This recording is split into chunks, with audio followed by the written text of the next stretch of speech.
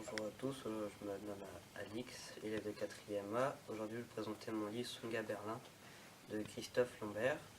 Alors, tout d'abord, je choisis ce livre car il est historique. C'est sur un peu des nazis, les juifs. C'est une histoire d'amitié, d'amour et d'amitié. D'abord, ce livre m'a refait penser à. En 6e, dans l'ancien collège, il y avait aussi des livres et des affiches partout de ce livre. Et ce livre était aussi un peu partout, sauf que moi avant j'étais plus sur les BD et les mangas. Je trouvais ça un peu gros, donc là maintenant 4e, je l'ai repris. Et j'ai adoré. Donc après, le résumé, l'histoire se passe en 1942 pendant la guerre, c'est la Seconde Guerre mondiale.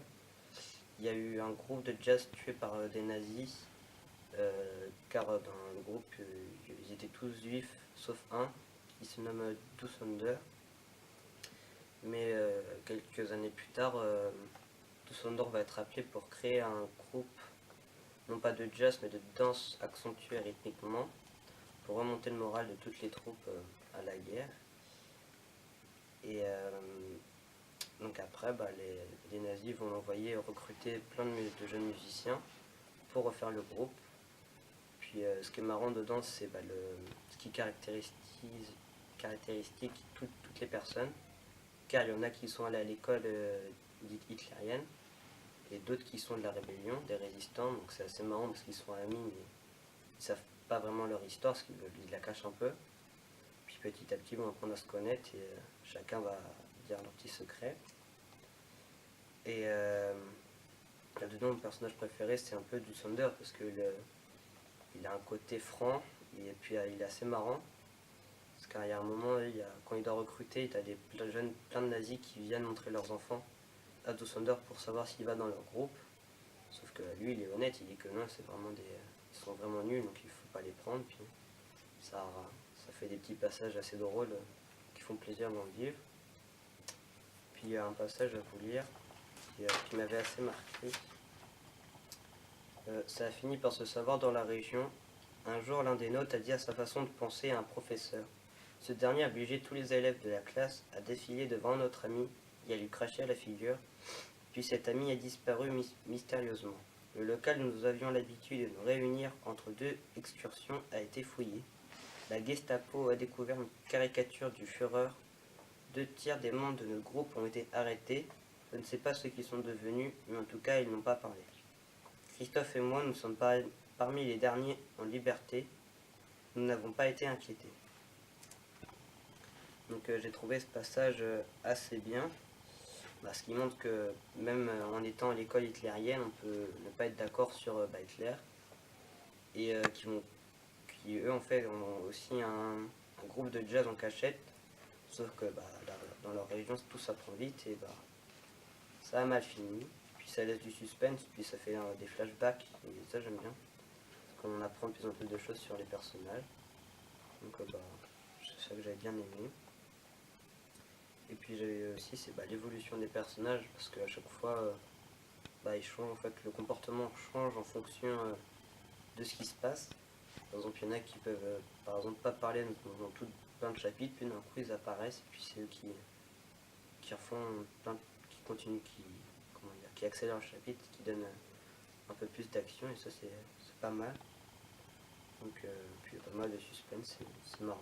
Donc je vous confie de le lire, parce qu'il est vraiment bien.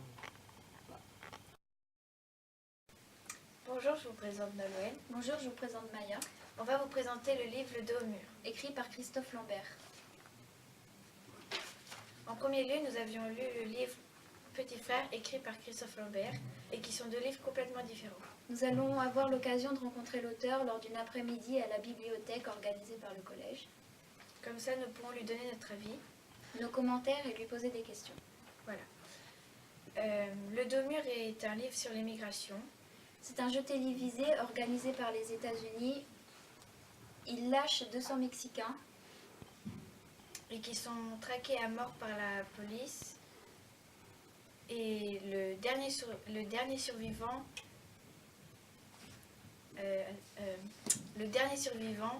gagne une villa aux États-Unis 100 000 $ et leur papier. Voilà. C'est un livre où il y a Des mensonges, de la trahison, de l'amitié, des meurtres, des taupes, des cités souterraines, de la violence un psychopathe. et un commissaire corrompu. Si vous aimez les livres pleins de suspense et d'action, je vous le conseille, il est très bien. N'hésitez pas. Et pour les cahiers de SCAP, ne vous inquiétez pas, vous y ferez très vite. Et pour le livre Petit Frère, c'est un livre sur le clonage qui est très bien aussi. C'est tout pour aujourd'hui. Au Au revoir.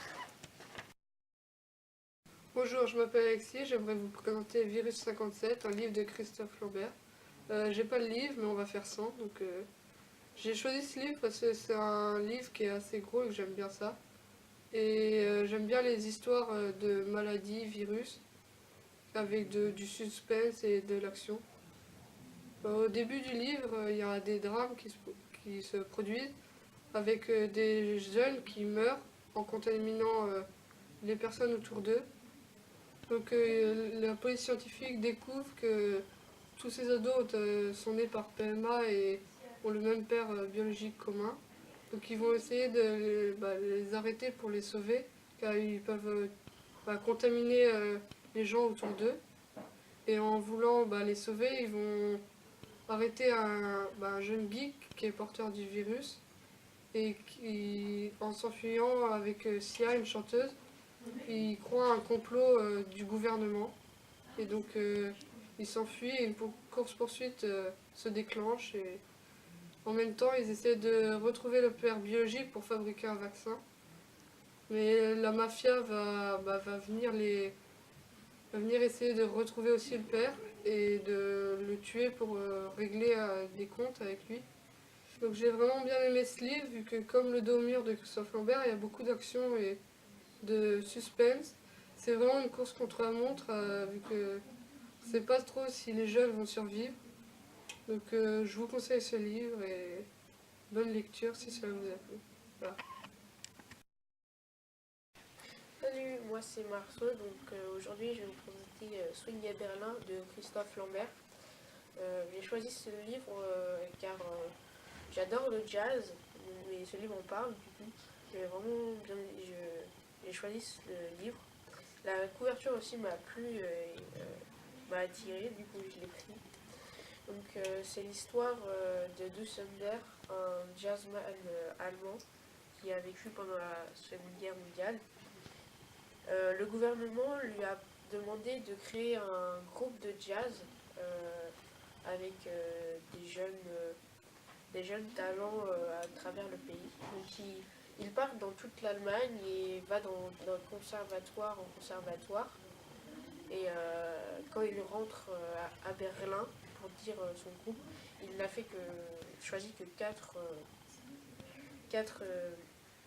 musiciens, donc un batteur, un saxophoniste, un pianiste et un bassman. Et donc Dusander va leur apprendre tout le jazz, toutes les règles, toutes les mélodies de jazz. Et ce qui m'a vraiment plu dans ce livre, c'est surtout aussi qu'il y en a un qui est très résistant contre les nazis.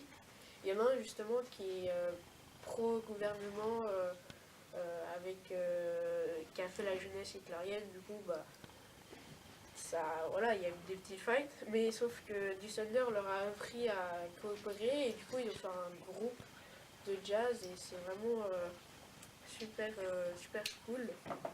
Donc j'ai adoré l'histoire.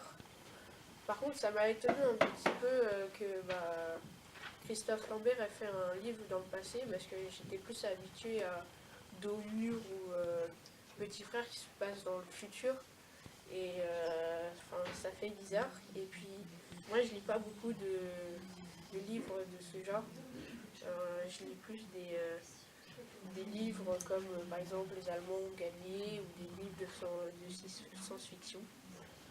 Et par contre l'histoire, je m'attendais vraiment pas à cette histoire-là, car moi je croyais que c'était comme le gouvernement n'aimait pas le jazz et disait que c'était une musique de nègres, de dégénérés.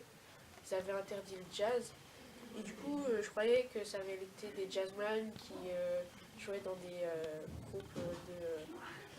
dans des groupes clandestins. Et moi, ça m'a vraiment plu et j'ai vraiment bien aimé. Donc, je vous le conseille.